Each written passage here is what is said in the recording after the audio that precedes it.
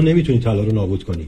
نمیتونی. تنها راهش انفجارهای هسته‌ایه. طلا چیز دائمیه. میتونی یه تیکه طلا رو همینطوری بذاری توی زمین 1000 سال بعد درش بیاری. دقیقاً همونطور باقی میمونه. نه زنگ زده، نه کدر شده، هیچ چیز. هنوز داره میدرخشه. من میتونم اونو به ورقه‌ای بکوبم به نازکی فقط یه اتم. میتونم طلای این سکه رو اونقدر بکشم که به شکل سیمی در بیاد. شاید نیم مایل طول داشته باشه. اما نمیتونی نابودش کنی. از طلا فوق‌العاده شکل‌پذیره اما در عین حال جاودانه است. اگه نمیتونی طلا رو نابود کنی و اگه طلا قبل از شکل‌گیری زمین در برخوردهای ستاره‌ای در فضای بین ستاره‌ای ساخته شده، یعنی این تکه طلایی که اینجاست و شما هم میتونید همزمان یه ذره طلا تو دستتون بگیرید.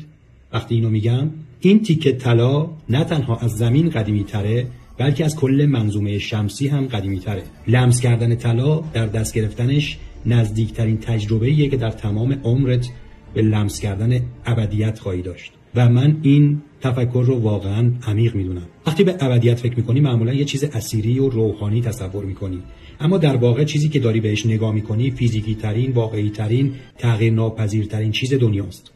هیچ وقت تغییر نمیکنه و همین دلیلیه که طلا رو به شکل شگفت انگیزی به بهترین شکل از پول تبدیل میکنه، چون دائمیه، چون ثابته. و وقتی از پول حرف میزنم منظور نقش ذخیره ارزش اونه، نه ابزار مبادله، چون در عمل طلا